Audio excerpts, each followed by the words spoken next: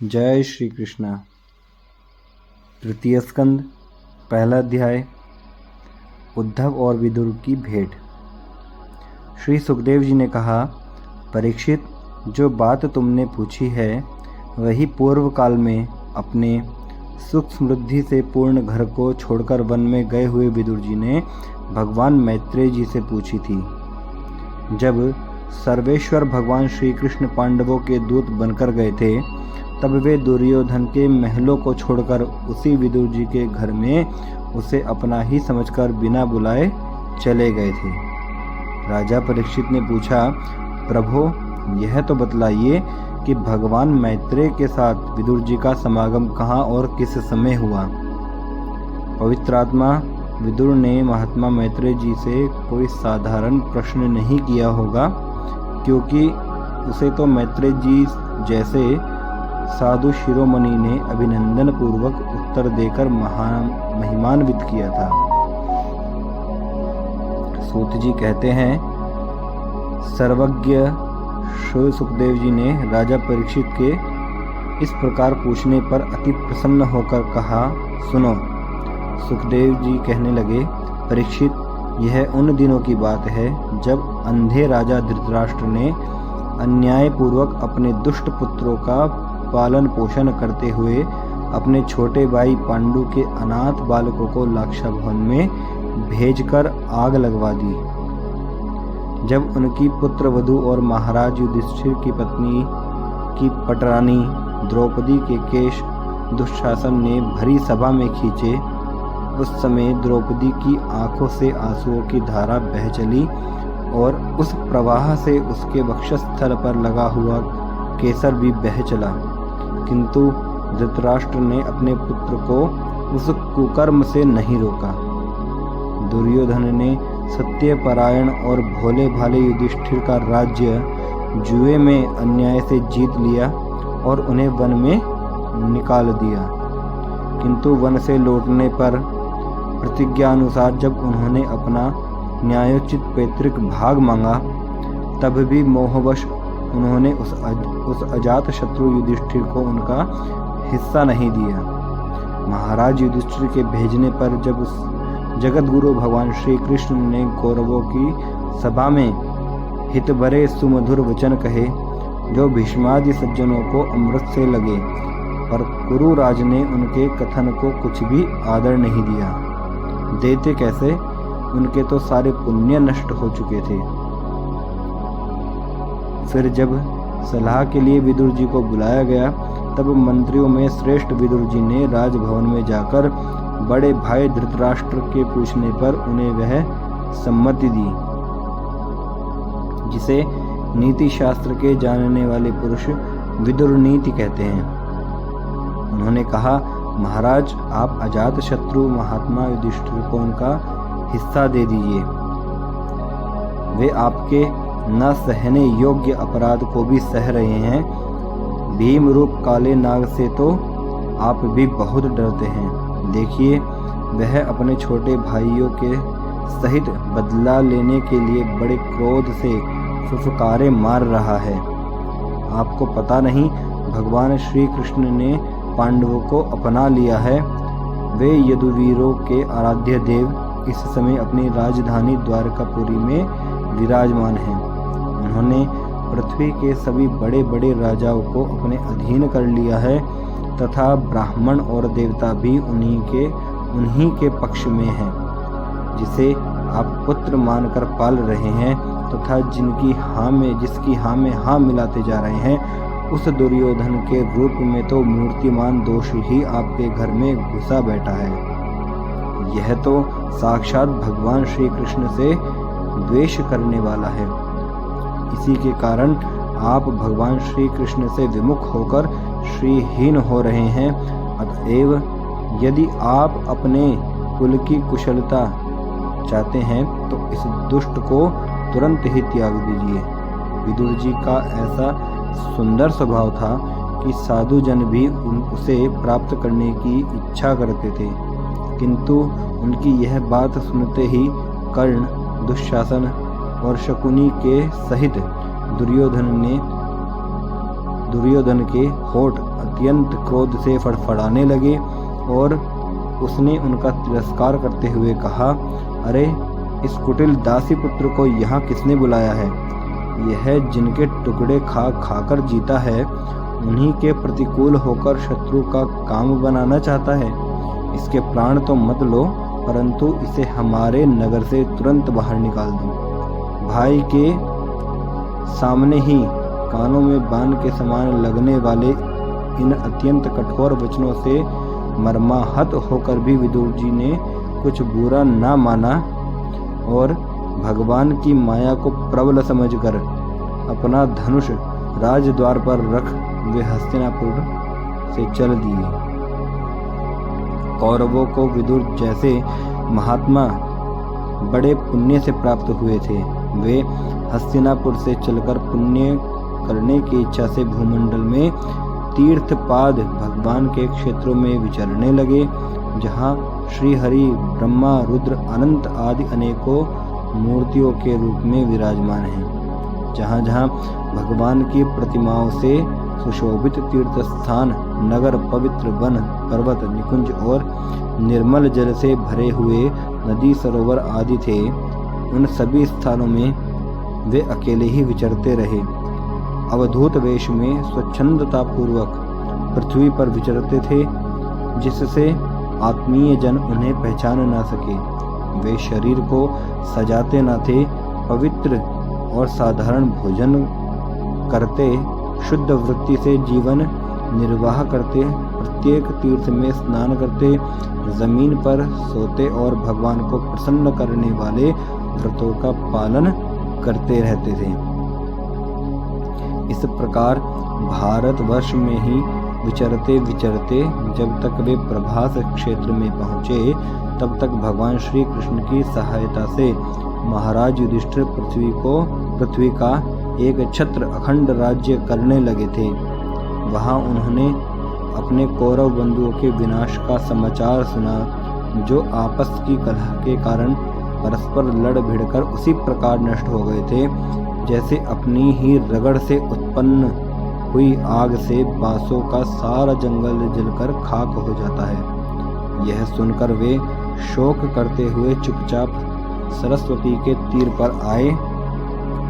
वहाँ उन्होंने त्रित, उष्णा, मनु, पृथु, अग्नि, असित, वायु, सुदास, गौ, गुह और श्राद्ध देव के नामों से प्रसिद्ध 11 तीर्थों का सेवन किया।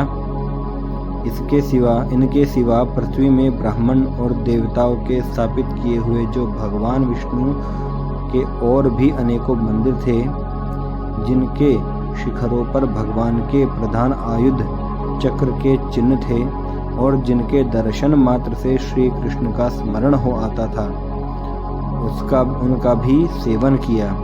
वहाँ से चलकर वे धन धान्य पूर्ण सौराष्ट्र, सौवीर, मत्स्य और कुरुजांगल आदि देशों में होते हुए जब कुछ दिनों में यमुना तट पर पहुँचे, तब वहाँ उन्होंने परम भागवत उद्धव जी का दर्शन किया।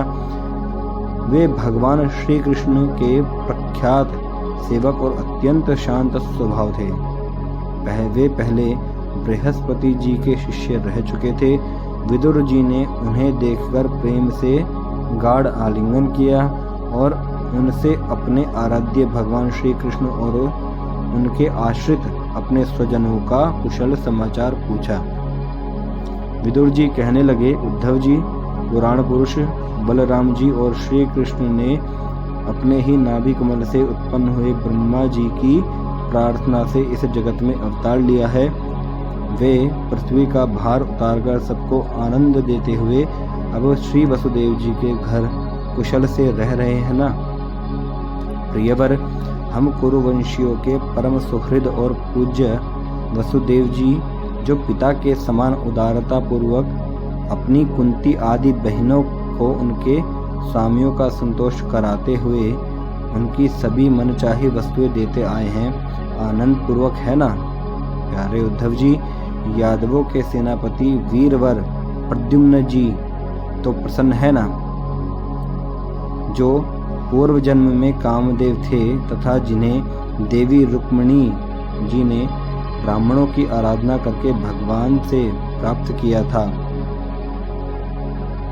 सात्वत, वृष्णि, भोज और दाशारहवंशी यादवों के अधिपति महाराज उग्रसेन तो सुख से है ना, जिन्होंने राज्य पाने की आशा का सर्वथा परित्याग कर दिया था, किंतु कमल नयन भगवान श्री कृष्ण ने जिन्हें फिर से राज्य सिंहासन पर बैठाया, सौम्य अपने पिता श्री कृष्ण के समान समस्त रथियों में अग्रगण्य श्री कृष्ण तनय सांब सकुशल तो है ना।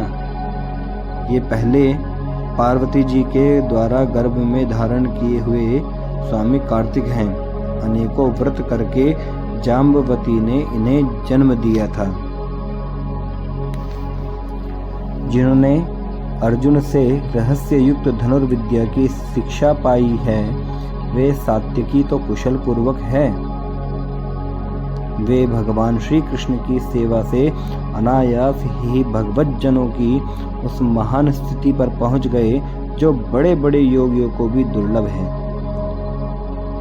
भगवान के शरणागत निर्मल भक्त बुद्धिमान अक्रूर जी भी प्रसन्न है ना, जो श्री कृष्ण के चरण चिन्हों से अंकित व्रज के मार्ग की रज में प्रेम से अधीर होकर लौटने लगे थे।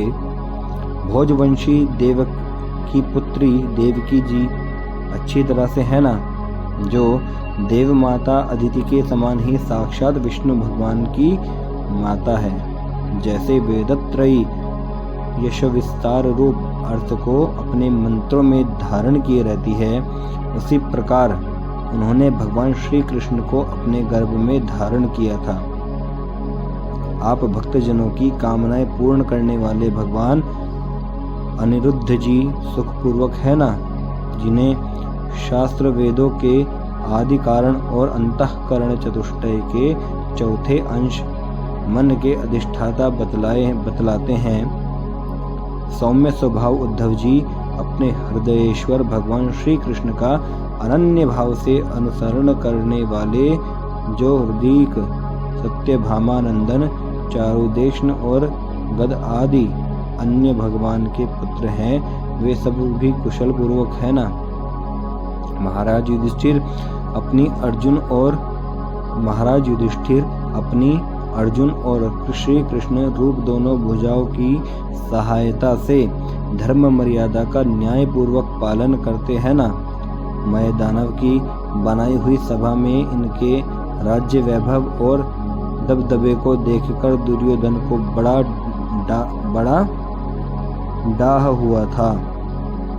अपराधियों के प्रति अत्यंत असहिष्णु भीमसेन ने सर्प के समान दीर्घकालीन क्रोध को छोड़ दिया है क्या? जब वे गदा युद्ध में तरह तरह के पैतरे बदलते थे, तब उनके पैरों की धमक से धरती डोलने लगती थी। जिनके बाणों के जाल से छिपकर किरात वैशधारी अतएव किसी की पहचान में न आने वाले भगवान शंकर प्रसन्न हो गए थे, वे रथी और युद्धपतियों का सुयश बढ़ाने वाले गांडीवधारी अर्जुन तो प्रसन्न है ना। अब तो उनके सभी शत्रु शांत हो चुके होंगे। अब पलक जिस प्रकार नेत्रों की रक्षा करते हैं, उसी प्रकार कुंती के पुत्र युधिष्ठिरादि